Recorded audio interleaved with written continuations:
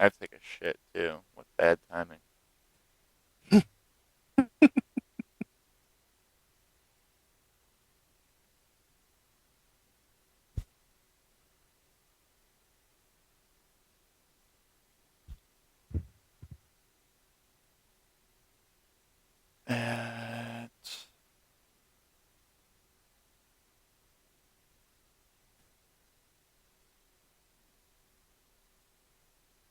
Oh no, I got no music going. No.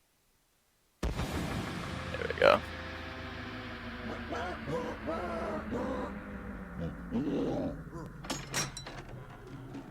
This box.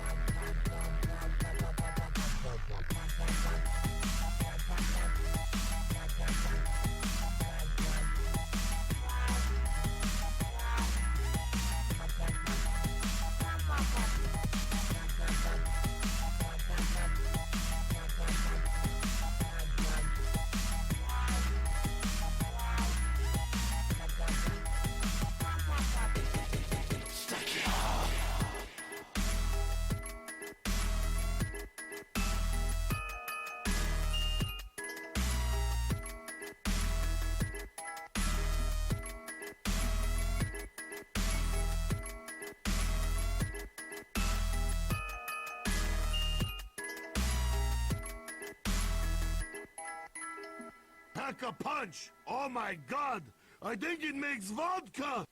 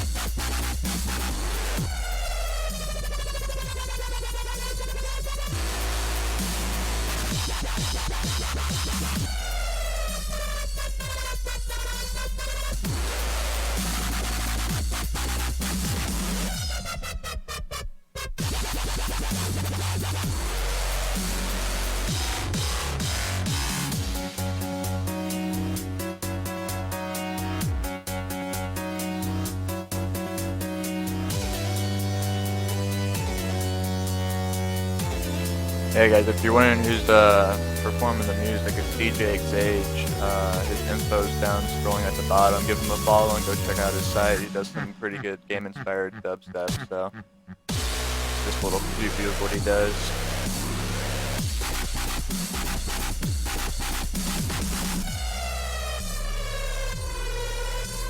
He has a Halo dubstep too, which is pretty good.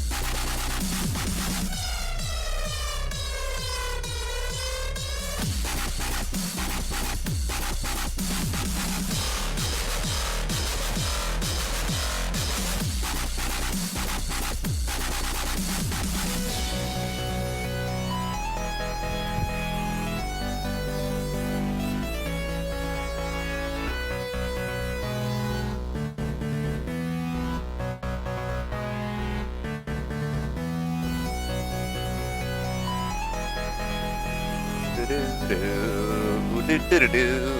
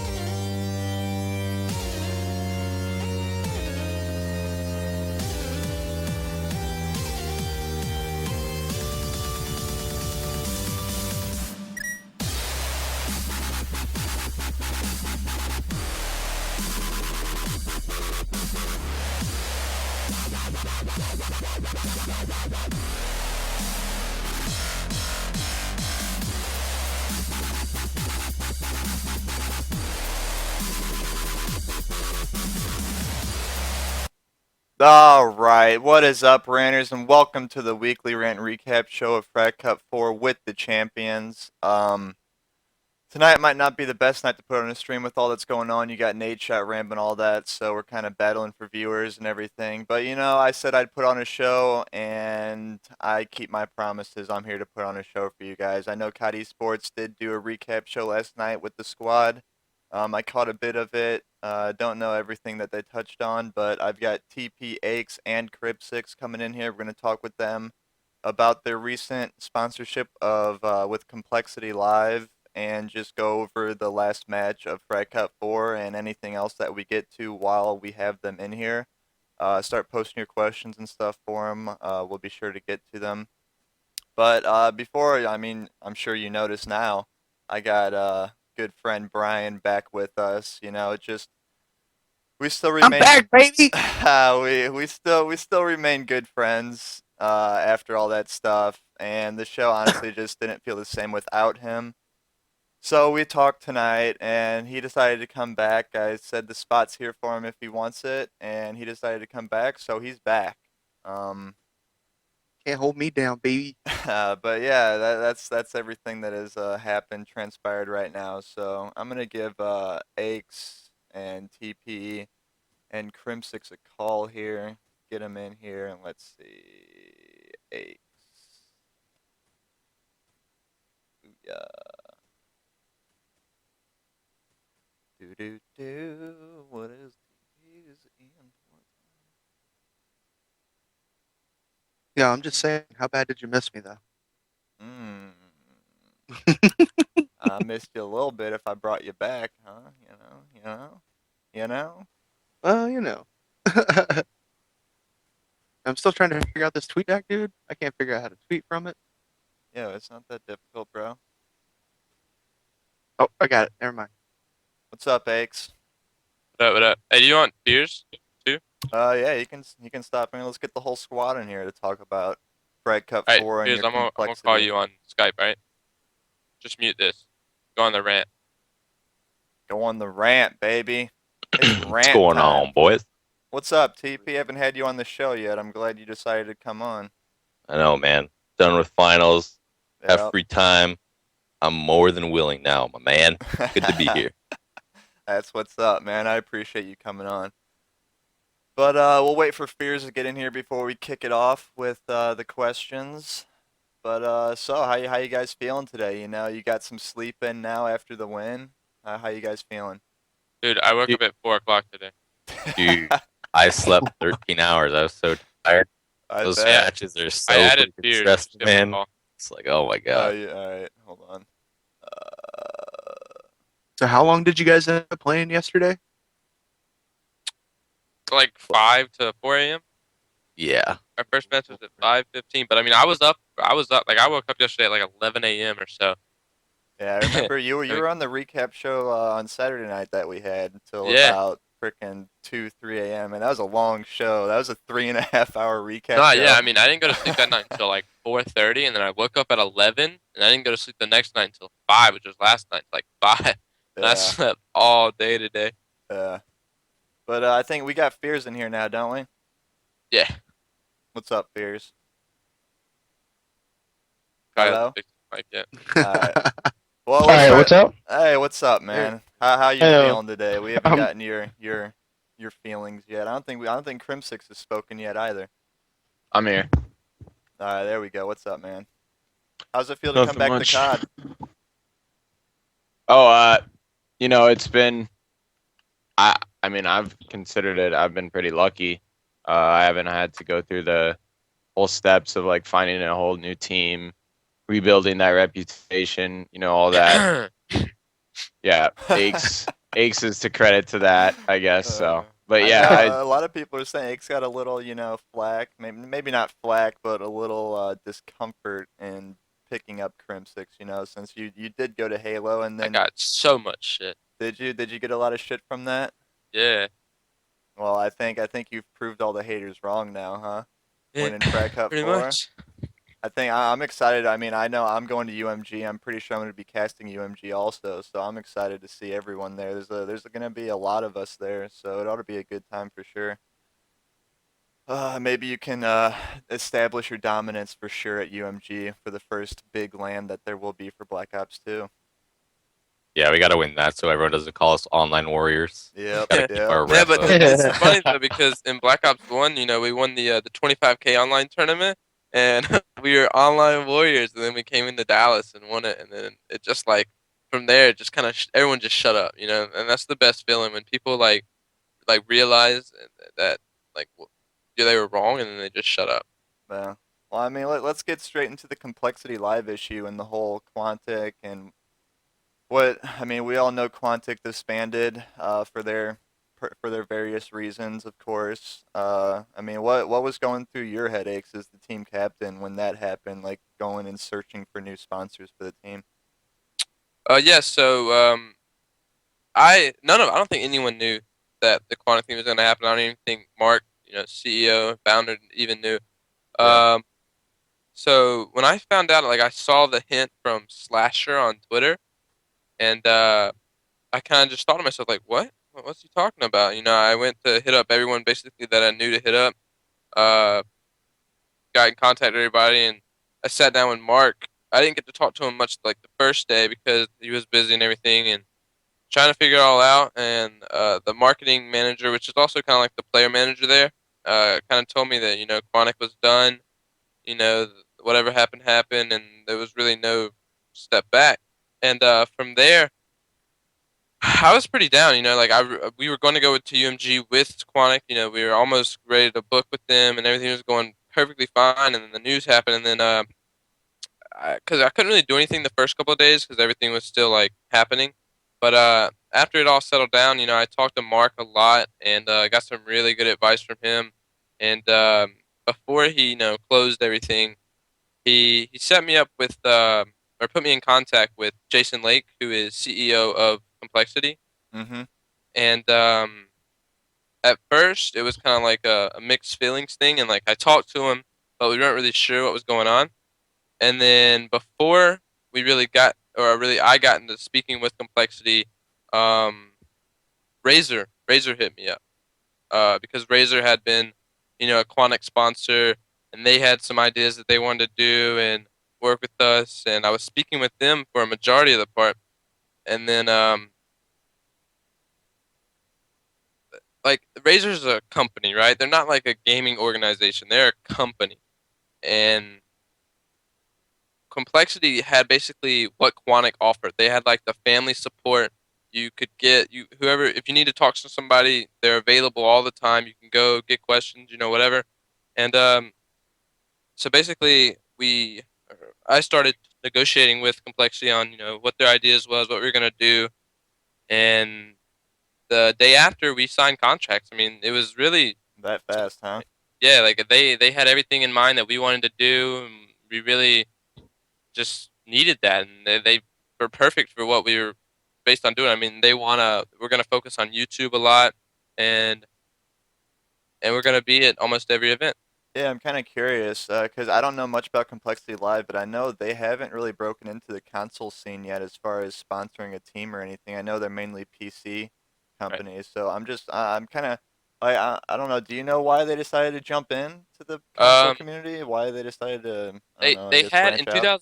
2010 they picked up Triggers Down, the professional Halo team, for one Yeah, year, yeah, and that was the last that they've been in console. They've always had a huge first-person shooter background in Counter Strike. I mean, they're a 10-plus-year-old company, yeah. and they were huge in Counter Strike. And I feel like Black Ops 2 is a great game for them to get back in the FPSs, and um, they thought picking us up would uh would help asserting their FPS dominance. Good stuff. Well, And let's get. that's something I fail to like. I think that people fail to realize too. This is a big deal that they've come in and picked up a console team again because before it just seemed like they weren't. It seemed kind of pretty bleak for us. So this gives us new hope. Right, and another thing is like a lot of people in Call of Duty or in console don't really know complexity, and it's crazy. Complexity is a gigantic, gigantic team and organization. They've been around forever. I mean, they've got I would say they're a top 10 global esports team without a doubt, and Oh yeah. so it makes me feel like they know something about console maybe this year or going forward, and they're confident in coming in. Yeah, they've got some experience. They know what they're doing, so I think that's a good opportunity for your team and Complexity in general, kind of expanding in the community. Yep. But let's get into Frag Cup 4 now. Let's I know I was not able to watch the finals. I mean the semifinals match got over and I literally had to like rush into work. So let's just let's hear you guys go over the final match like map through map. What went through your guys' mind? I mean, I know it was a long night and I know a lot of endurance and stamina comes into play at those late times because I mean I know the mind can it does work on the mind playing for that long. So I mean what were you guys feeling going into it? I feel like that's what really helped us. What you said right there, the whole endurance factor and Yeah, more so experience. Like, I mean, me and TP have been around for a long time. I've been to a lot of events in Crim as well, and also Fears. But I feel like for Rico, kind of, it was like 2 a.m. when we were playing for Rico, or no, a little bit before that, and they had been playing all day. And I feel like, honestly, I feel like they started playing worse. Like something got to them. It could have been the host issue or whatever, but yeah, I think that whole experience and endurance thing is what really put us through on yeah, that I finals. was also think that like what happened in the tournament, like usually in scrims you hear people like talking about connection this, connection that, and like Black Ops 2 is like a huge connection based game, but like in this online tournament, I don't think like any of us were even like worried about that at all. Like just winning that hijacked hardpoint on Farico's host, like that shouldn't happen, especially when it's that bad. Like we just totally ran through them on their host, and me and T being West Coast on a Northeast host isn't that good, but we still we put that at the back of our mind and we just played to win. Yeah, you guys Not only that, definitely came to play. that That's for sure. that too, but Frico beat us on our host on a hard point as well. So it was just sort Yeah. of one of those things where it didn't. That match was connection, really obviously- close. Yeah, it was just a good match overall, but it just shows that connection is a big issue, but it doesn't mean it's like impossible to win. I mean, we each took a hard point map, which is probably the most connection based game type. We Yeah. both took off each other off of hard point. So it's just one of those great games that came down to the wire. I know that was a huge topic all throughout Frag Cup was host, and I saw it a few times where there's a bit of a delay in between matches because people were arguing on who was going to host. So I mean, let's talk about that for a little bit. What goes into your guys' thought process when you guys start determining who's going to host for you? Well, I think all right. So in all of our scrims, I hosted, and the reason for that is when Fears is at his home, his house, his connection isn't solid. It's a good connection, but it like drops red bar like inconsistently, and no team at all will scrim us when we're playing on TP or Crim's host because they're West Coast, and no one wants to be like, what the fuck? Why are we gonna scrim on a West Coast host? You know, at the scrim, and so Yeah. I hosted a majority of our matches, and like people were talking shit like, "Oh, it's only gonna host when it's like, dude, I don't care. Like, I'm just hosting because we need a host for our team. Like, when Frag Cup comes around, you know, TP or Crim are gonna be hosting. Like, that they're gonna have that 4-bar advantage, and you guys won't. So, like, another thing about that is I've I seen thought so it many was- people complain on 4-bar, which is like, what? I thought Yeah. it was the most fair when Aches hosted. Like I thought that was as fair as online's gonna get because it's like Fears is sort of lagging, Aches is host, and then me and Teep are 3-bar, and then the majority of the time the other team is at least 3 people 4-bar. So it's like I think that's as fair as like fair can get online. And I just didn't understand why people were complaining so much about it when it's like I me think and Teep can just go host and it'll be even worse. Like host has Which- always been the main complaint though after a loss in any online tournament. Oh, yeah, it's, right. It's just Yeah. prevalent in this community, and I think And- maybe any community. A big thing is in scrims, you know, teams have always been used to playing on 4-bar. Like a majority of almost every team is East Coast, or at least their host on their team is East Coast. And when Frag Cup came, you know, Krim was hosting for us, and he's in Washington. I mean, he's got BIOS, but I mean, they're all going to be 3-bar, you know. Yeah. And TP is now 4-bar, and like them two went off on our host matches, and the other team was 3-bar, and I just don't think they were like used to it or ready for it, and I think that was where we succeeded a lot. we Yeah, did, for sure. we lost way too many maps on our host.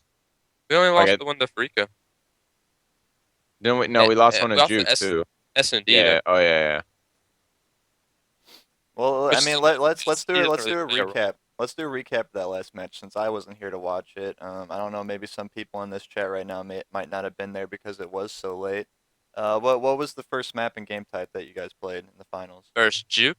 Yeah, versus Hard Duke. point Yemen. Hard Yeah, point Hard- Yemen. Yeah. All right. What happened on that map? What was the final score? It was guys like won. 50 to 173. Yeah. So you guys won in a pretty dominant fashion, I guess. So yeah, yeah, we they s- got up. They got up. They had a big lead in the beginning. I think they got up on us, and which is another thing I want to say. Like we kept composure the entire time, losing or winning. Like it didn't matter. Like we had a composure the entire time, and they got a lead on us, and we just brought it back. And I think Killstreaks played a pretty big role in getting control back. But Pete, what were you gonna say? Yeah, I was just gonna say we started off kind of slow, like you just said. I think they got the first 2 hills on us. They had like a good 40, 50 point lead after those first 2 hills on Yemen. But then we just kept composure, and then honestly, from my point of view, the 4-bar came into play. I think I got like an 8 to 10 kill streak on the top hill at the top marketplace, and we just sort of started our comeback from there. And then we all just started sort of clicking and keeping our composure.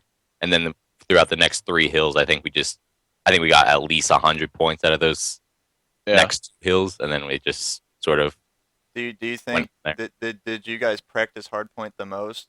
I know Oh, yeah. that was a huge Yeah. thing between teams. Like Fear never really practiced hardpoint, so they were always that was always one of the scary game types for them to play. I know even after they lost their match that Sharp tweeted out that he'll never understand hardpoint. But Yeah, which is another thing. I'm sure They they'll get it. practice. They didn't practice hardpoint, and their match versus Optic, they lost both hardpoints. Yeah. Oh Yep. yeah, I just don't understand why they wouldn't I mean, practice it's the basically most like played this. game type. Hardpoint is the new game, right? You Yeah. have to learn that game. CTF and S&D have always been there. Really, all you got to know is the maps and routes or stuff, which you can just go over in a private match just with your team, like running over, what you guys are going to do. But like hardpoint, you have to scrim it and like understand it. And I think that's where they were caught off guard. Because Yeah. it's so much different than what we've seen in Call of Duty before, It like is. I mean, it's controlling no- the spawns, no manipulating them. respawn. And yeah, I mean, exactly. it's a very fast-paced game. It's not different it's for me. enjoyable. It's enjoyable to watch. And Crimp6 in here with his Halo. Oh, jeez. Oh man. So what was the next map after the? Oh, you got something to say, Brian? Yeah. I just wanted to bring up before we get into the new map. You going and scrimming these hard points and these CTFs. Why is it that you guys, as a collective, don't let the scrim search and destroys? I feel like this is the biggest reason. In every Call of Duty that we ever tried to scrim S&D, people never do what they do in a tournament setting because nothing's on the line. People play foolish. They rush like dumb routes they would never do. They would never risk, and it just makes stupid plays that is so random that it's But- just like, why are we even playing this? But couldn't that work out for be beneficial too? Even though you are messing around, like maybe it could give you new strategies. No, yeah. It's just when money's on the line, everybody camps. Like everybody plays so much slower when money's on the line, Yeah. and it's just you try rushing like randomly. It'll work maybe one round out of like the 11 that we play now. It's just scrimming S&D. Like I would rather play GB S&Ds, and we made a GB S&D team, but we never found the time to play it. But Yeah, I we would gotta rather start play playing. when something is like on the line, like whether it's record or money or whatever. Something's got to be on the line for people not to just play retarded, and it basically makes you mad that people are doing something like that. Yeah, exactly. You saw in those matches where there literally wouldn't be action for the most part for the first 30, 40 seconds of the map. Yeah, no because one everyone's- challenges either. Everyone's yeah. playing Yeah. safe. They don't want to get picked off. Whereas if you're scrimming it, there's always those one or two players on each team that are just like, I'll try this. And they'll Yeah. just do stuff haphazardly and hope it works. It's just not the same environment. That's why it's not as good practice, in my opinion. Well, before we do get in the next map, I remember seeing when the stream first started up, a couple of people wanted to know how much time do you guys actually have you guys actually put into this game before Frag Cup 4? Like, how many hours a night would you guys say that you practice or throughout the week?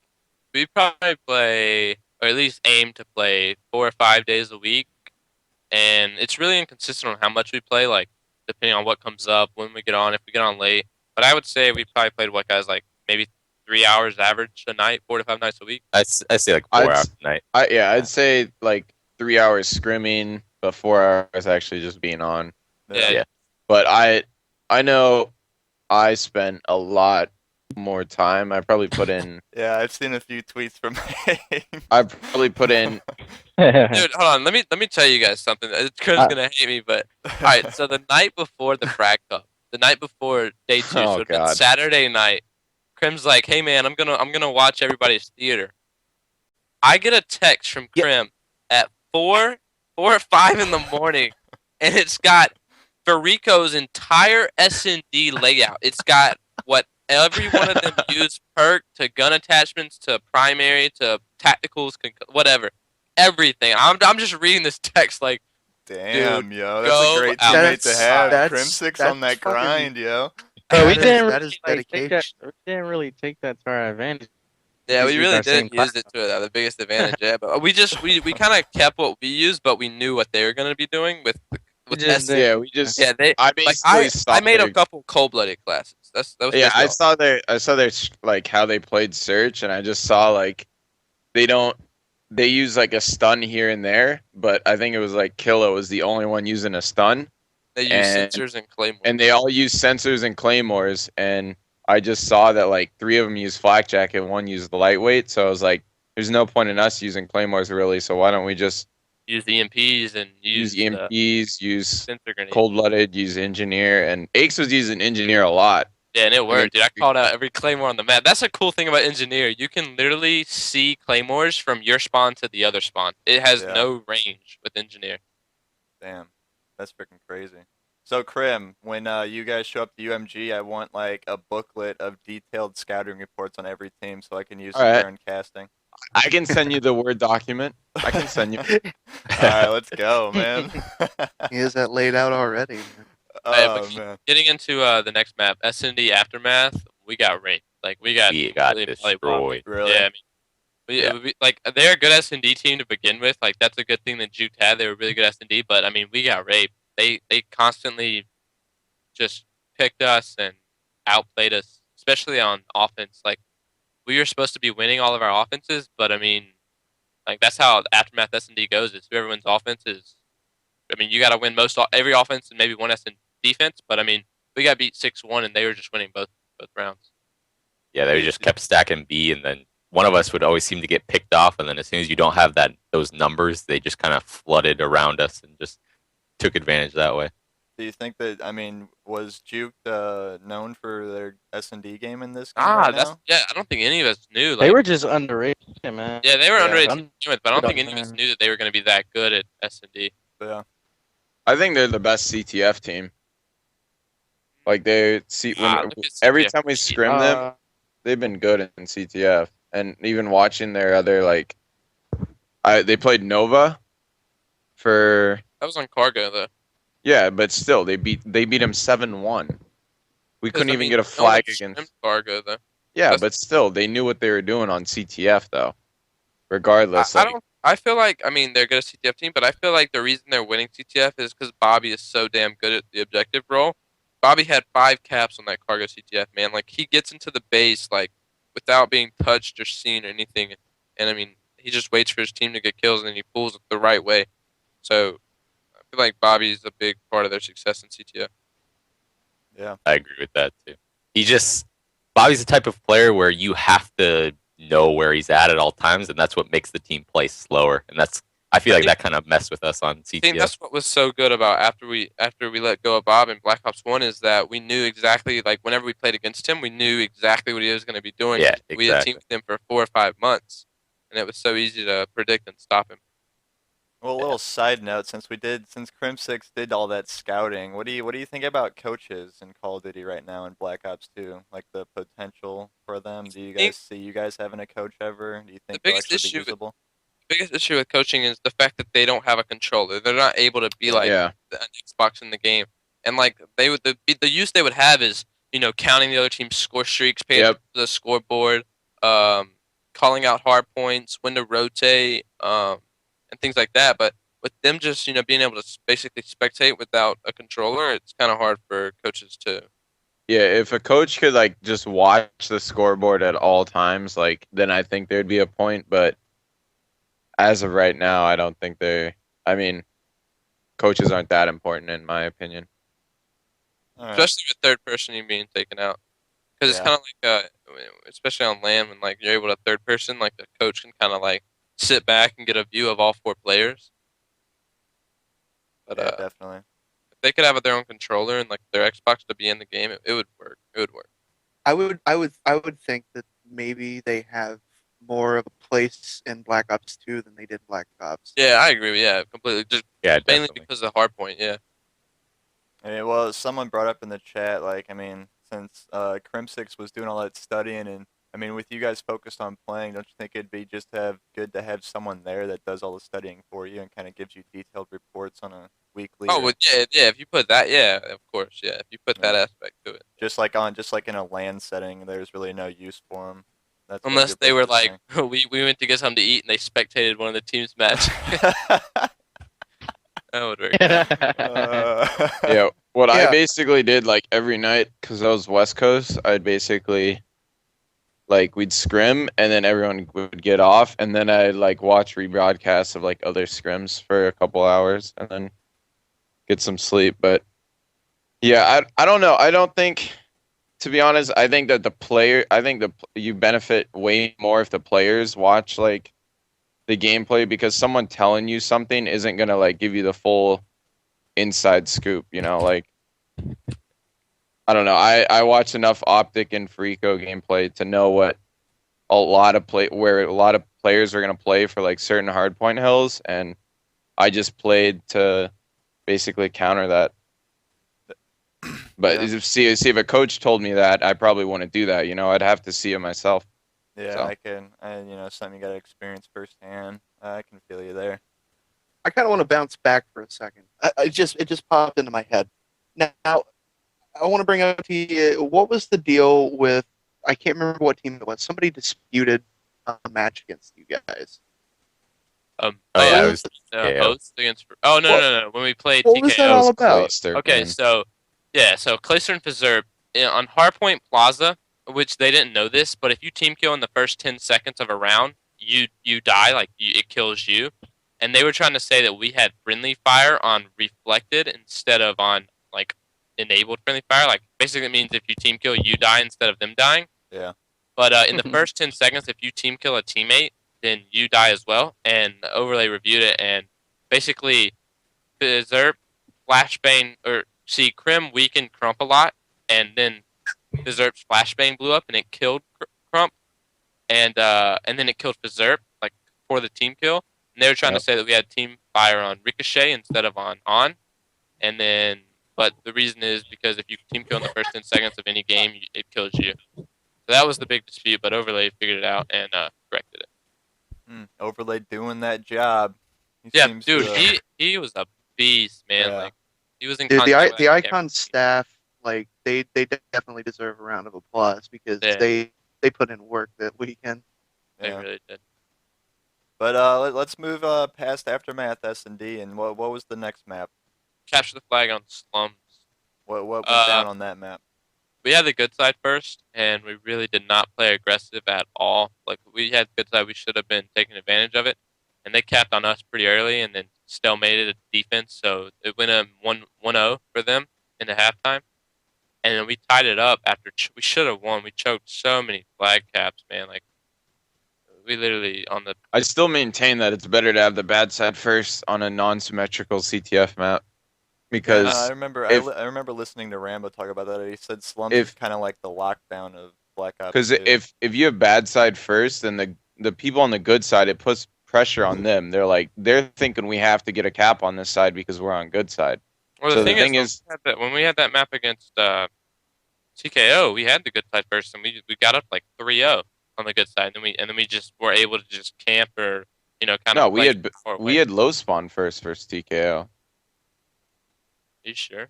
Yeah, we had low spawn, and we got one cap on the bad side, and they didn't get a single cap. But the thing was, we got so many kill streaks because they were trying to pull our flag because it basically forced them to play aggressive because they were on the good side.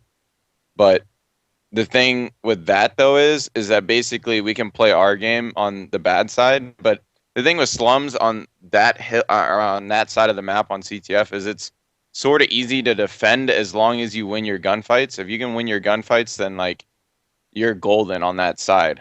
Because once you get to circle blue in that right box, and you can just lock down the map. You don't have to go to them; they can come to you. So, but basically, it flips the sides. There's not really a bad side when you're right there in the map.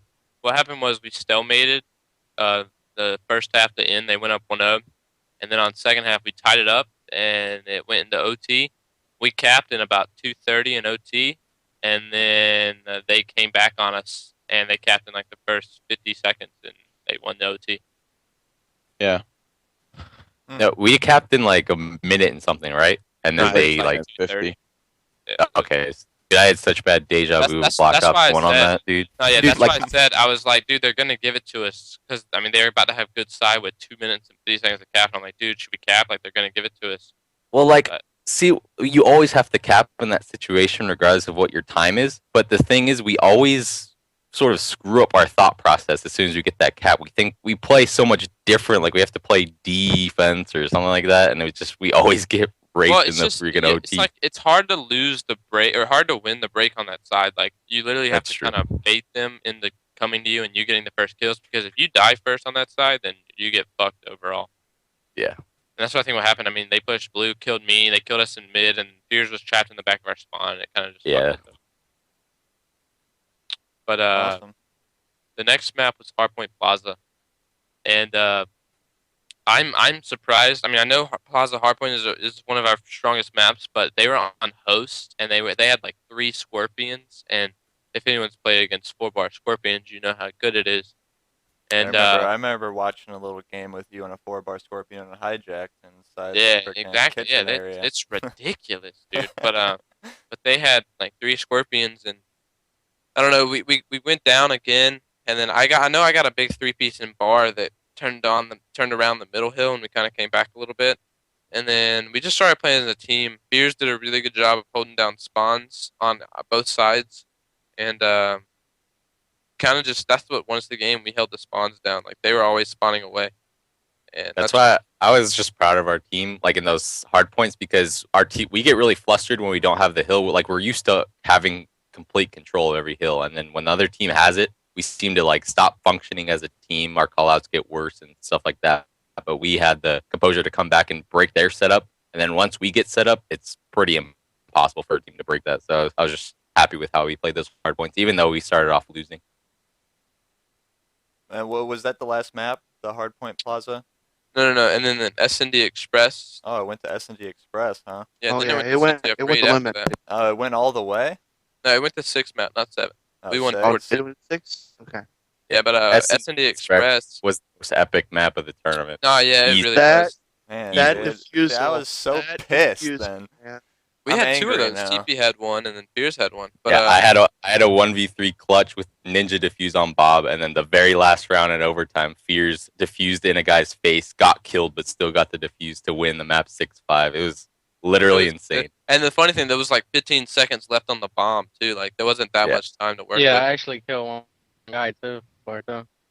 I think Yeah, you I picked think up it's 3 it's kills good there. to see that I a watched the couple S&D the games that were in there. rebroadcast and I saw that the guy was in like the best spot to watch it too. Like he was at their bridge window and he could see the bomb perfectly, but he randomly just decided to jump tracks.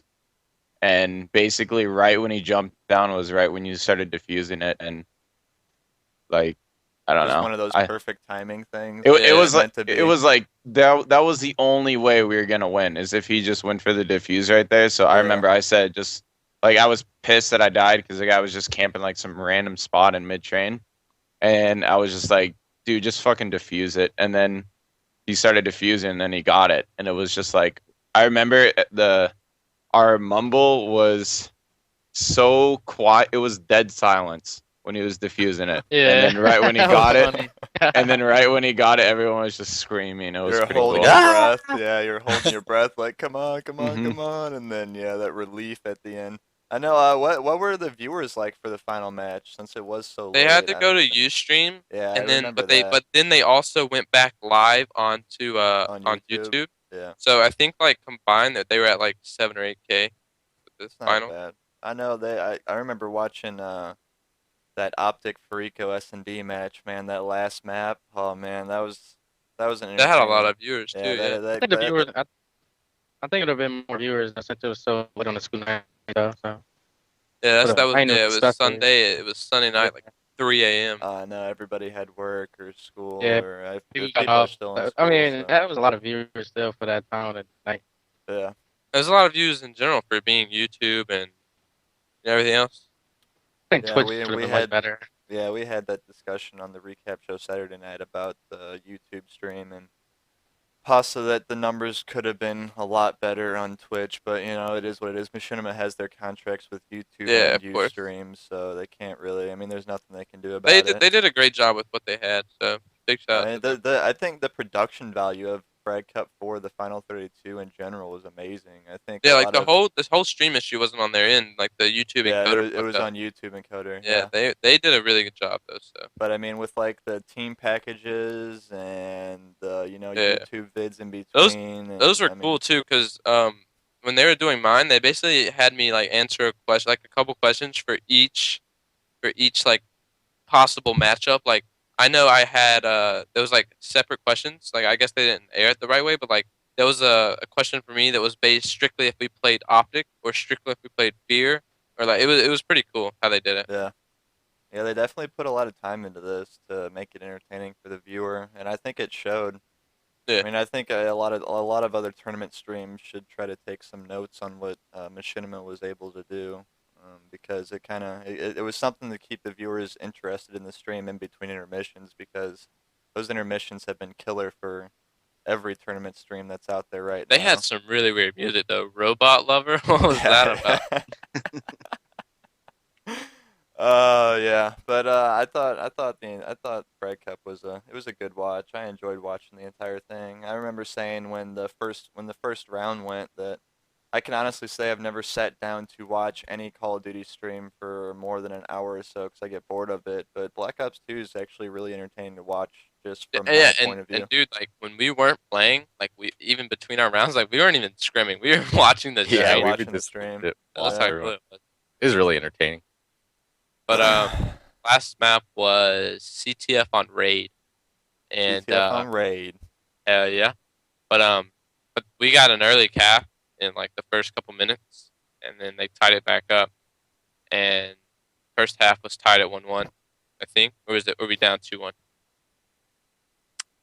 We got one, then they got two in a row. Yeah. So we were down 2-1 at halftime, and that's when we got really hyped. We were like, all right, let's fucking do this, and we tied it back up, and then we went into OT, and we played so well in OT. I think we got like one flag out in the first 45, and they read it, and then same thing happened, and then we finally got another one, and it was basically like a train of how we ran the flag. Like one of us ran into mid, then died, and no one came into kitchen, died, and then died again, and then TP was the last one alive and grabbed it through the wall and ran it, threw a nade down behind him, which I questioned it because Oh yeah, it was the guy going L, dude. It was a close call. I watched the rebroadcast. There was a guy around L.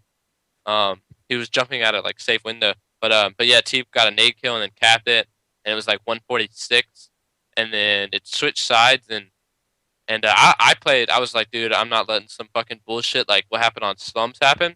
So like I laid in around our base, and TP and Grim and Fears all went out. I think we got like 3 down on the second half, and then we capped in 57 seconds to win it. And yeah, it was Fears really went off. good. Fears, how many kills did you get? Like 30. 33. Five? I got 35. 35 and VSAT, something. VSAT, yeah. Yeah, Fears Yeah. is going off. I'm always choking a VSAT. One kill away I know, from it. that was a huge Die. topic to talk about too. Was the visa like once the team got a visa? Yeah, you it got was basically turned on. over.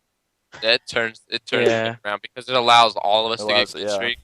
It's just I have to go back and rewatch that listen, and we were like, Aches was literally screaming the entire time. Yeah, on when I got hijack that when he VSAT, got that. yeah, I want to go watch that anyway.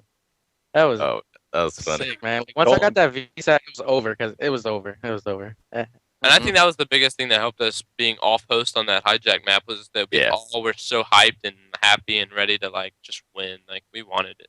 Like we were all just giving each other props for whatever we were doing, regardless if it was good or bad. And Like that- like when we'd get we're an in that assist mode. and all of us would be like, "Fuck yeah, good shit!" like Team good help. camaraderie at its finest. As soon as a team gets in that sort of run a train mode, like Yeah. you will not lose. That hype Exactly. is Yeah. just so. That's what happened when we ran that 8-0 flag train on Optic. I don't remember what it was. But yeah, that's how we were playing. Awesome. So what? Are you guys looking forward to getting that trophy? Who's getting that trophy? Yeah, who's keeping the We trophy? Still gotta talk to Complexity about it. I know. What is Complexity gonna get it, and then you guys get like one of the golden grenades or something as a paperweight in your desk. I don't know how to. Yeah, we're gonna talk to him now. I mean, if it had to go to one of the players, I think we all know who would get it. You know what I mean? We all know. Damn, you cocky dude. Wait, what about that captain that I completely don't want to hear like that. said all by himself and No. pulled the sponsorship? No, I don't Oh wanna hear shit! that. Who is that guy? That guy. Did. Oh, eggs, I'm oh, just saying, eggs. what about the multi-genre professional gamer? You just aren't leaving him out of the loop, right? That nerd. Taking his We'll give it to the nerd. I want it. Did they I do don't. any I like don't think you MVP guys realize thing? I haven't even won anything like substantial since like MW2. Not to mention that you came into this game teaming with Exile, Jehu, J-Cash, and Punisher. Yeah, I remember in COD Black Ops 1, like 3 weeks before this game even came out, like doing eights and just like I wouldn't even get picked for teams. Like I wouldn't even get picked. I'd have to spectate for like 2 hours just to Yeah, like play. that was funny. I wouldn't even Sucks. get picked, and I was just like, You were the fat kid at the basketball court. yeah, like, I remember we'd play Nah, eights usually and the fat yeah, kids- yeah. The only way I was playing it like, was if Aches or if I TP picked you. were there and they picked me. That was the only way I was playing. I remember we'd be playing with JCap, and JCap would be like, "Oh, criminals on my team. I'm not playing," and he'd literally leave the lobby. No, the funny thing is, Krim Funny. tweeted. He said, "I was playing for my livelihood this event," and he meant that in full effect. Like, oh man. Krim, you definitely proved a lot of people wrong in Frag Cup 4, man. I'm happy for you, man. You proved it. Thanks. But I mean, now with the aftermath Frag Cup 4, and now the whole score streak thing. Let's go through all four of you to see what your point of view on score streaks and what we should do with the rule set in general for the future of Black Ops 2 and Call of Duty. So we'll start with Aches. For rule set in general, I think that there obviously needs to be a couple of maps that need to be switched out. I think Yemen should be removed for cargo hardpoint. Cargo CTF. There obviously doesn't need to be that many CTFs because in a best of 7 or best of 11, there's not going to be that many of them. Yeah. So the CTF maps were limited to like Express, Raid, or Slums or Standoff, like one of those 4 or 3 of those 4, and then I think you need to remove the CTF respawn to 5 instead of 7.5, just because it does play a little campy. And that's basically going to perfect the rules. Obviously how UMG did it with banning the Claymores at C4. I feel like that's the final thing they need to do. So and I then mean, you're fine with the score streaks now, Aches? That's what I was about to say. Into the score streaks, I still think this game is so damn perfect. Like, it'll play like a flawless fucking competitive game without them. But if they have to be in, I mean, I don't see them being that big of an issue as long as you ban like the UAV, the Guardian care package, counter UAV, and then honestly, I think the VSAT should be banned just because if someone No. It's Aw, too come- strong. yeah, What, dude, It's what too do you, strong. what do you think about the Hunter Killer? A lot of I people love say it. it's pretty random. That's like an It's- automatic kill, man. I It don't is, even man. I don't even throw it up in the air most you of the throw it time. straight at someone. I consider it like a strong ass nade. Is how I I just consider it. yeah, I see like that. Yeah. I just Nah, walk man. around with it out like Well, actually, hold on. and You just can chuck keep it at people. VSAT if you ban Hardline. That's my opinion. Yeah. I'll give you that. I think Hardline needs to go in general because it literally with Hardline it's a kill and a hop in the hill and you get a hunter killer. I mean I that's didn't Okay, have Hardline let me when I got let me my- explain it. Let me explain this to explain how hardline and VSAT is too strong. We're playing a scrim. I know it's just a scrim, but we're playing on a hardpoint plaza. We get the first bar control. I get 2 kills in the hardpoint cap, so I have like 2 kills. It moves to the next hill. I let them cap it. I kill the guy off it, cap it back, get off the hill purposely, and kill another guy on it, and recap it back, and I instantly had a VSAT. Like I had like 5 or 6 kills with a VSAT with like 40 or like a minute and 20 seconds into the game. Like that cannot happen. Like yeah, I feel like that's if how I Hardline, feel. if Hardline was banned, you could keep all the score streaks just because it's way too easy to get them. Yeah. Because people will literally run hard. Like Karma, for example, he'll run Hardline and he'll camp for score streaks. He'll be the only one on his team camping for him, and I mean he's gonna get them. Like it's really bad with Hardline. But just in score streaks in general, I feel like if they were removed, it wouldn't necessarily make the game more entertaining or less entertaining, but it would make it play a lot better. Like I'm tired of dominating a hill due to score streaks. Like that's to me that's just cheap in general. But when you like, all right, so this is the biggest example that I have. Let's say we want to leave a hill, right? We're like, okay, we'll let them have those garbage points for the last 10 or 15 seconds, and then we all completely set up on the next hill, and then they call a lightning strike and kill our anchor and kill like a guy in the hill, and the spawns flip, and then they get complete control. Like that's just not fair. I feel like if Hardpoint was different or didn't have score streaks, it would play a lot better. Slums is a perfect example of that because that bottom hill is so easy to hold. So if the other team gives up those points to you and sets up for the next hill at junk and the back fountain and stuff like that, one lightning strike, which is pretty easy to get on that bottom hill because it's just easy as hell to defend. You could just lose your setup when you gave them those points. It's just not really balanced. And if your anchor dies in Hardpoint, your spawns are flipping, and that's the biggest thing. What do you think, Crim? I actually not. I don't know. I'm probably gonna get bashed for this, but I actually like them because of how much like I don't know excitement it puts into the game. Like after Frag Cup was over, like I had all my Halo followers like tweeting to me, like Halo pros that just follow me, and like I was tweeting the stream and stuff, and they were all watching it. And if it was like an MW3 tournament or like I don't know, like a Black Ops 1 tournament, I highly doubt that any of them would have watched it. But it was just the fact that like Frag Cup 4 was so like it was put out there on when they're actually streaming. But the biggest thing to me was like the excitement was there and it kept the viewers watching the majority of the time as long as the stream didn't go down. But it definitely it adds new dimensions into the game that it's like I I just think that like the knowledge gap is just so much larger with kill streaks than without. Well, I know there were a lot of people tweeting out about the Frag Cup 4 stream last night about killstreak and stuff. You had Hutch tweeted out, you had Gold This Glove tweeted out, you had the thing that just pisses me X-Jaws off. tweeted out. Like they were all saying that the score streaks kind of made it more viewer friendly. This more is the one thing that entertaining. pisses me off though, is when people say that the rules in general will affect viewership. That pisses me off because regardless of whether it makes it more understandable to them, I feel like it'll really not affect the numbers of viewership. Yeah, I I just don't- think it added like excitement. Like the thing, like Hastro and Fwiz, they could commentate so much easier with kill streaks being there. And the thing is, like, oh, that might seem like not that much, but it like the viewers like that. The viewers like they don't like awkward silences when the casters are like, oh, he killed this guy, he killed this guy, he went here. Yeah. Like it added so much more like dynamics to just how easy it was to like cast something, and like you don't even have to be good at it to like not to bash on Puckett here, but Puckett he hasn't played the game a lot, but he sound like when he's casting it, when he casted our scrims and stuff, he sounded like professional. Like he sounded like he knew what he's talking about most of the time.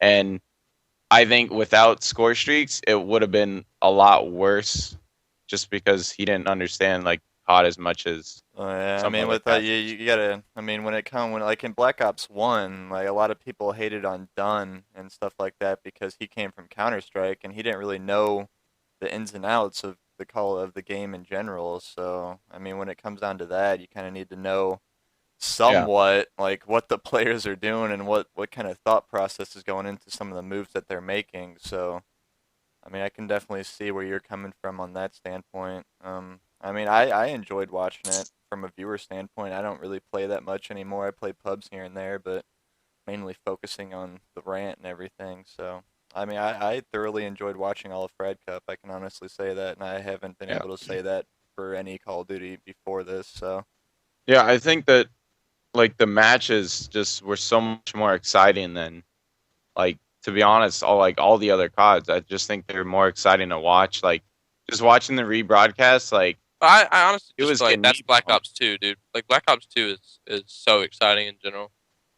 Like it's just a yeah, good ass game. but do you think it would be more exciting than COD 4 or MW2?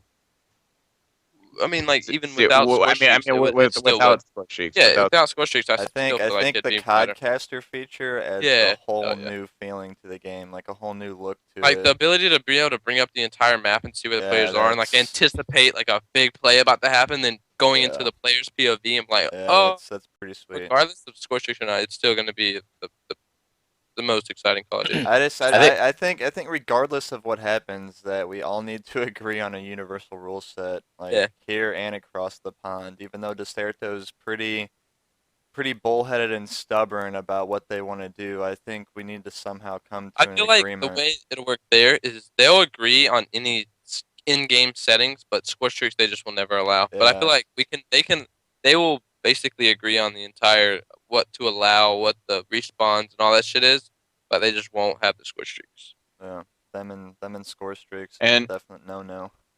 I think that's like as long as everyone in the US, because they're like EU based, right? Yeah. I think as long as the like US scene keeps like a universal rule set with score streaks, with or without whatever they decide to use. But if there is score streaks, and then Does anyone know about EGL? Are they associated with Deserto at all? Yeah, that's Yeah, what they're. they used to. Yeah. EGL and Deserto are like. Oh, okay. Because I was gonna say, like, if EGL like agreed with the US scene, then that'd basically be like death to Deserto, basically. But Well, I feel like if we all agreed on the exact same settings, like respawns, what's allowed, everything, and then they just didn't have score streaks, it would kind of be okay. Like if everything was the same, other than score streaks being disabled, that's still like a good step for a universal rule set. Like everything's gonna be the same rules, just one's gonna have score streaks and one won't. Yeah. Like, cause think about it, if we play like an MLG, right, and then an EGL comes up, and the only difference is score streaks is allowed, not like it's not really gonna change the perk setup, the class setups, etc. Especially if hardline is banned in this universal set. You know what I mean? Yeah. Well, I mean, did Aches and TP mainly? I don't know. Maybe Fears might have gotten it too, and maybe Crim6, but mainly Aches and TP. Did you guys get the email from MLG about? Yeah.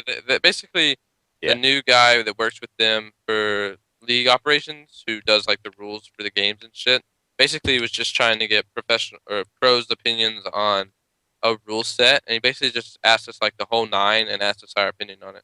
Yeah. So I mean, what did you say back to him? Or did you say Uh, maybe go for score streaks, or I mean, yeah, they? I said what I said exactly. I think I was like, score streaks, they're honestly okay, except you have to ban a couple, like, because I mean, he was asking from like complete basic knowledge of it, and so I gave him the whole nine. I gave him like a document of all the maps and game types that work best together and like what we've tried, and I told him that if you were to allow score streaks, you would have to ban like the entire top row Yeah.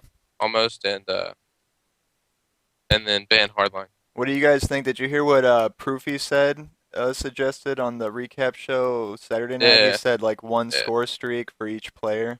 What do you think The about issue that? the issue with that is score There's- streaks basically is a progressive thing. Like you can't just have one, because the thing with score streaks is you're supposed to build to another score streak. It's a good idea. It's just not how it wouldn't work, right?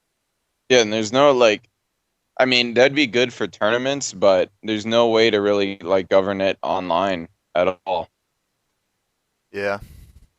Like, there's no way to tell if one guy's using one score streak. I don't think there's Yeah, nothing in the like a code can- setting in the game that says I one kill think like streak. the only way you can So see it online in the tournaments would- Codcaster thing, but that's about it.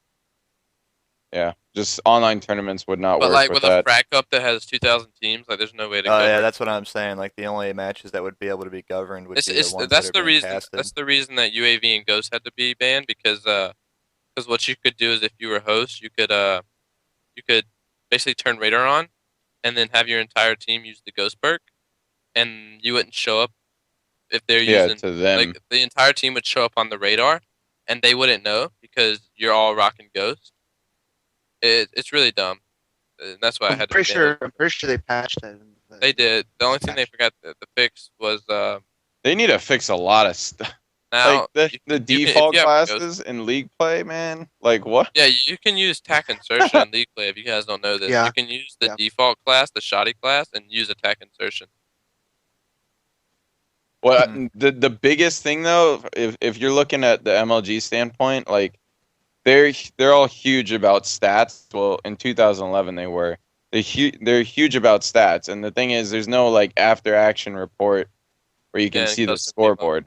So Okay, so it's like, custom to fix that. yeah, exactly. It's a small fix, but I don't get why people are tweeting at Treyarch saying fix this, fix that, when it's like, I think that should be the number one priority, like competitively. Like that's the first thing they need to fix. Because the I'll thing tell is, you what I like, want them to fix.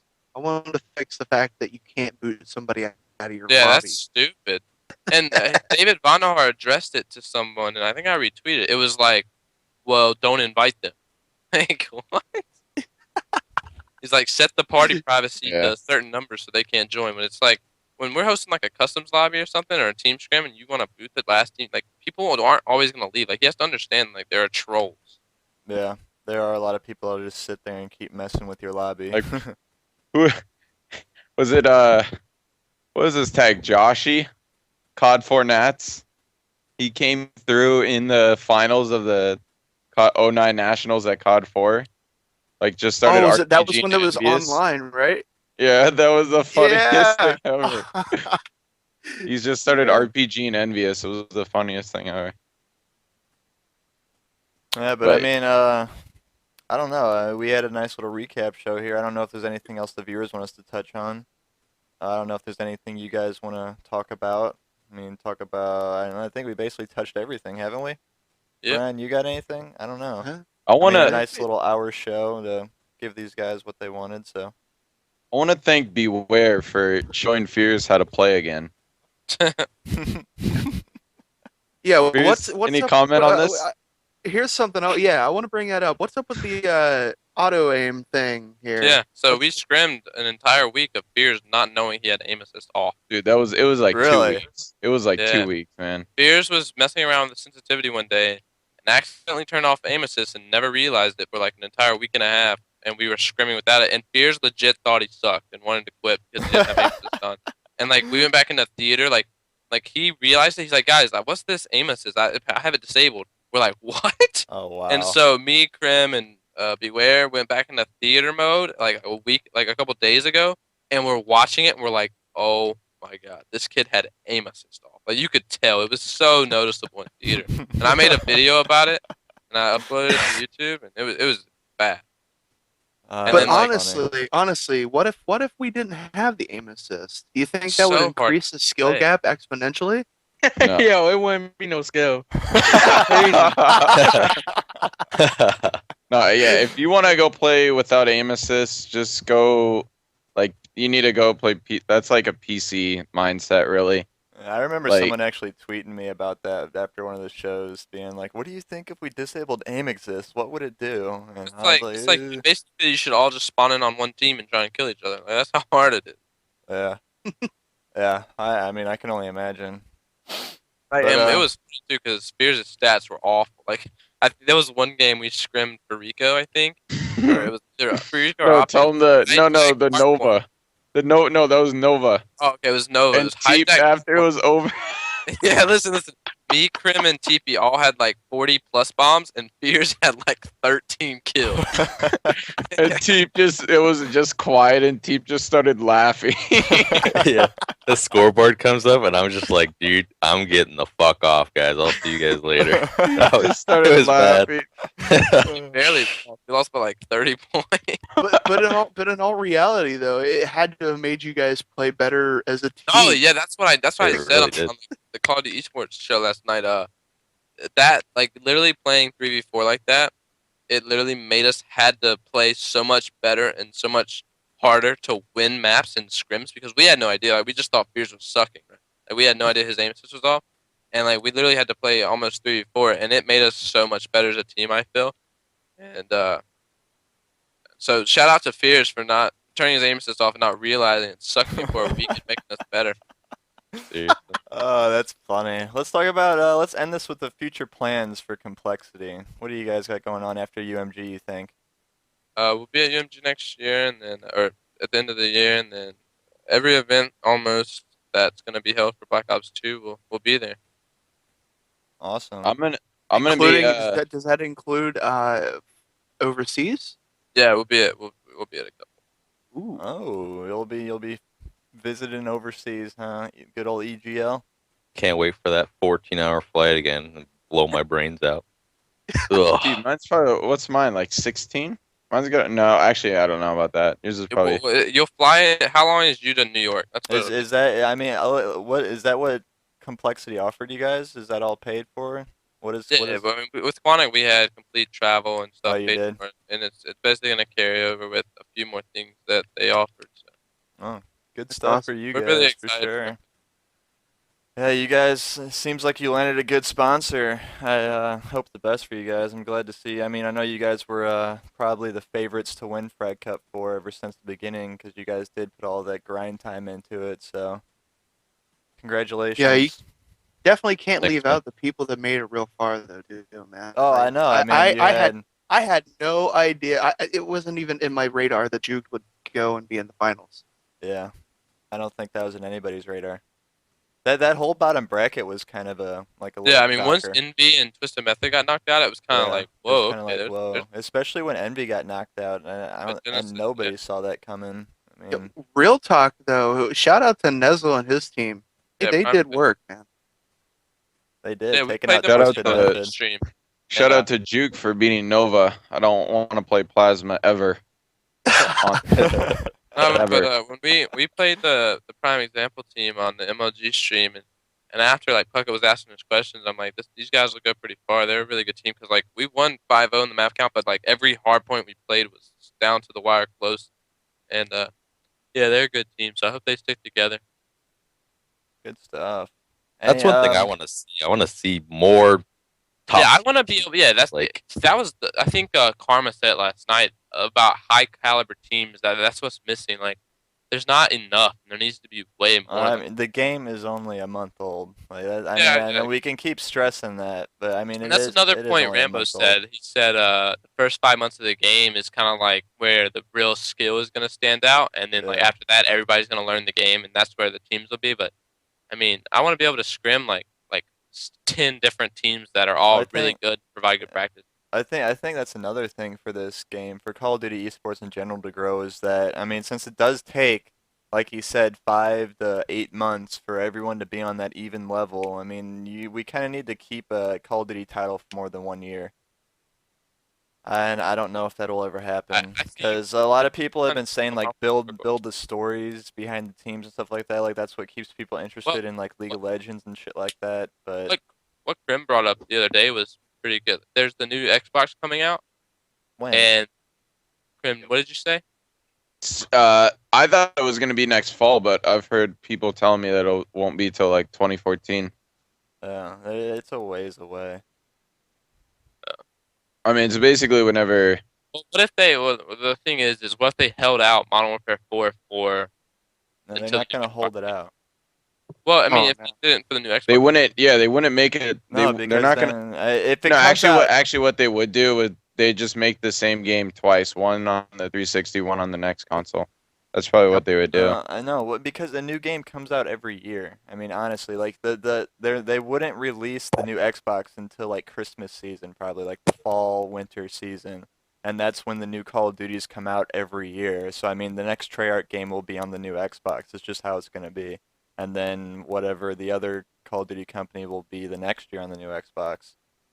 I mean, they're not gonna make the same game twice. I wouldn't see that. That'd be, I don't know. No, Well, I that's can the see him issue. releasing it for I heard that it's like not coming out during Christmas, which I didn't believe, but that's what people But have that's been the saying. issue They with said Call of early Duty is 2014. we need it to stick around for more than 1 year. We need but it with for a how- couple years. But with how Call of Duty works, with there being a new COD every year, like something would have to maybe adjust for 1 year.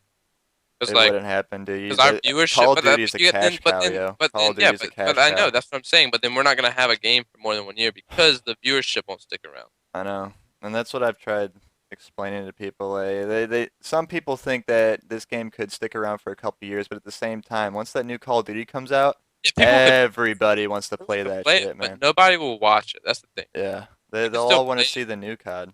Yeah, exactly.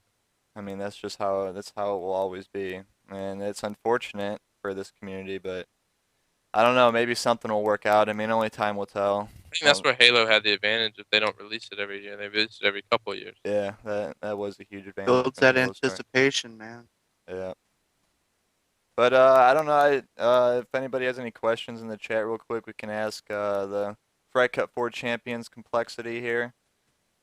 But Champion. otherwise, I'm gonna close this out. Good little hour recap show with the champions. So I thought it turned out to be a decent show. Thanks for you guys for coming on, for sure, taking the time out of your nights to come on here and give these people a little insight on what you guys. went Question through, for so. TP: why are you so strong?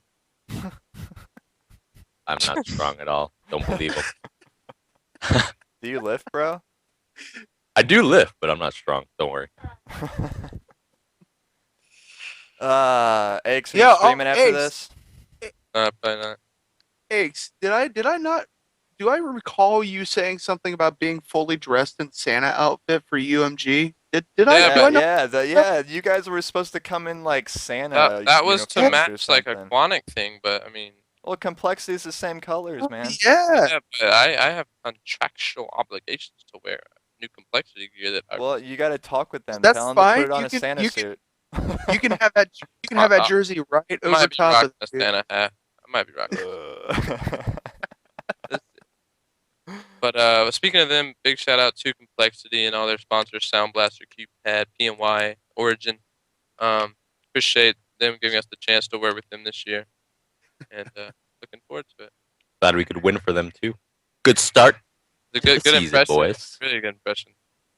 Yeah, that is definitely a good first impression, and it's a big deal that they've stepped into this and I guess you could say took the risk and getting involved with our community. But it's good, and I'm glad it's you guys that are able to do it. Someone has a question for Krim here. Lend it out. Do you use a scuff, Krim? Yes. You do. He didn't, Yeah. and then I made him buy one. I didn't before, but I still regret getting the scuff grip on the back. I like the normal stuff better, but no, can't change it now. So, but yeah, Now you I- can just $1,500. You can buy another one. Ooh. no, I'm saving it. I've been poor for long enough. Oh damn. Krim's in this for the long haul. He's making Yep. a living out of this. You got a YouTube going yet? Yep, I got 111 subscribers. Well, damn, Yeah. dude, give yourself man, a link- shout out. Yeah, Give- link us stuff yeah. in the chat, man. link it in the No, chat. I don't man. have any COD videos on it though. So That's all right. What Link am I it supposed to be there. paying attention to here? Someone's typing in all caps. hold on. I can't Was read it the slash chat. user slash your name? I think that guy was saying add me in Skype. Uh-oh. Or I don't know who he youtube.com is. / whatever it is. think that- Why do you want to be in here, bro? Why? Here, Oh, it works. I'll tell Aches for you, okay? Type it in the chat. How about Ooh, that? 114. Go give Crim6 some support, guys. Go give him a sub. Crazer keeps asking if Crim6 is just good at it. You just good at it, bro? Extremely good at it. You don't even know how good I am at it. Crazy will probably get that. You guys won't. I know Aches and T probably do, but Yeah, love that's Love over my head. Crazer, man. if you've seen my pleasure infamous working video, then you I'm just understand. good at it. Oh god. All right, Got well the I think pleasure of seeing Fraser in Vegas.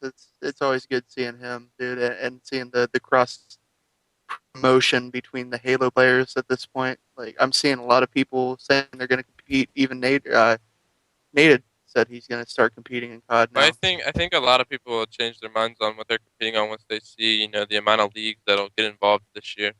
yeah.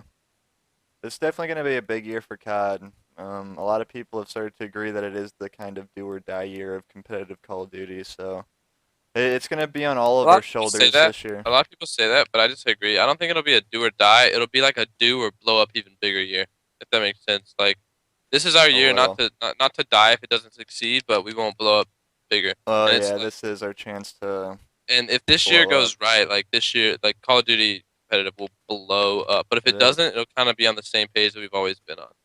Mhm. It's on all our shoulders. We need to mature up and start taking this seriously. I mean, you guys think that there's always the next day, but there honestly isn't. So it's on all our shoulders to help this community grow. So I think we're starting to head in the right direction. I was glad when I saw, all the big YouTubers, shouting out the Yeah, tournament. I mean said, that's a move I in the mean, right direction yeah. right there. I know it's not on them to do it, not their responsibility, but I want them to educate their fan base on like who the people are. Like, well, I wish they if every YouTuber would kind of upload and just educate their fan base on that we're here. You don't even have to say anything. Just let them know we're here and that they should at least check it out. Not to tell them to get into it. Just let them know it's here and to check it out. I'm not Yeah, just talking about. Well, I'm not just talking about. I just want to mention to Proofy. Saw a lot of pros promoting tournament stuff. I'm not just talking about like promotion for tournament. I'm talking about like how you conduct yourself in general outside of gameplay and stuff like that. Because that's what's gonna. I mean, when we start maturing up and acting more like professionals, that's what's gonna attract all the big sponsors, and it's gonna attract more people. I mean, we just need to build. People need to build their brands. I think. And I want to see Nadeshot- cross brand promotion as well. Yeah. I want to see okay, when I tweet out my stream, and if like let's say Proofy or Nate Sean are streaming, like they tweet mine out, and then I do the same like in favor. Like you should all be helping each other out. Like Yeah, is man, that we're a not the best way community. to grow it? Yeah. COD community maturing. Give me a asterisk break. Well, bro, it's gonna have to happen, man. I know we are an immature community right now, but I'm trying to remedy that with this show actually, and I think we're starting to head in the right direction. So, I mean, Can in the next can, couple of months will tell can I say something really quick? for sure. A lot. See, a lot. I've noticed that a lot of the COD community says that like the COD community sucks, like all this stuff. But in all honesty, like it really doesn't compared to some of the other, well, the Halo community in Grim, you're particular. just Because hated Halo because you came no, from No, no, COD. listen, does the Halo listen. community even Every really exist anymore? Like, I don't see well, anything. yeah, well, in Halo Reach, it was still there, but it was like the Halo community. They're I guess they're mature, but they're so like shallow, like they will not tell you like anything that's true to your face online. Like the thing is, people are so shady on that game that it's like the shadiest player on this game wouldn't even be like close to being like the shadiest player on Halo. Like it is insane how much people lie and like just the amount of scumbags on Halo is immense compared to COD. Like COD might be immature, but I'd rather deal with immature people than people that will say one thing but then do another. Like that, I just don't understand why people like they complain so much about immaturity when honestly, like I know I read this quote somewhere. It was like immaturity is just basically like I don't know what it was exactly, but it was like immaturity is just basically people trying to have fun, like, and they don't really Yeah, care. yeah, And it was something along those lines. But I'd rather deal with immature people than people that just lie to you like constantly. yeah. And I just think it's so much more like beneficial when people just act like themselves. I guess like in Halo, you don't see that ever. And where in COD, people will say like how they feel without like any regrets, and people don't take it personally. And I think that's a really good thing. That's a unique feature about COD. Really, like it's just I love it, to be honest. Awesome words. Good words there by Crim6. It took him a little bit to get it out, but he got it out. He got the message out. But I just want to end this. Thanks guys for coming on. Of course, you're always welcome to come back on anytime you want. Just hit me up on Skype or something. Yep. I'm sure I'll be hitting you guys up here in the next year with all the stuff that's going to be happening throughout Black Ops. So with that being said, we will be back Wednesday night. The schedule changed from Thursday to Wednesday because I did bring Holiday Doc on the Weekly Rant as one of the hosts, and he has to watch his kids every Tuesday and Thursday, so he's not able to be on the show on Thursdays. So I moved it up Wednesday, and also it gives us an extra day to prepare for the show on Saturdays so that we can start putting out more quality shows for you guys twice a week instead of just the one awesome show on Thursday. Then Saturday night show kind of lacks sometimes. So, but that's what's going down. So we will see you guys back here Wednesday night at 8 p.m. Eastern Standard Time. Big shout out to our sponsors, UMG Gaming. UMG Chicago is this December. It's December 28th. I'll be looking forward to all the Next people that week, man. is what? What? Oh my- Next week. It is next Saturday. Wow, that is Wait, next what? week. Holy crap, Next dude. week, bro. Next week, man. I'll be seeing Oh you my guys in God, dude, Chicago. no First way. rounds on me if you are over the age of 21. And if we're not, first round's done you.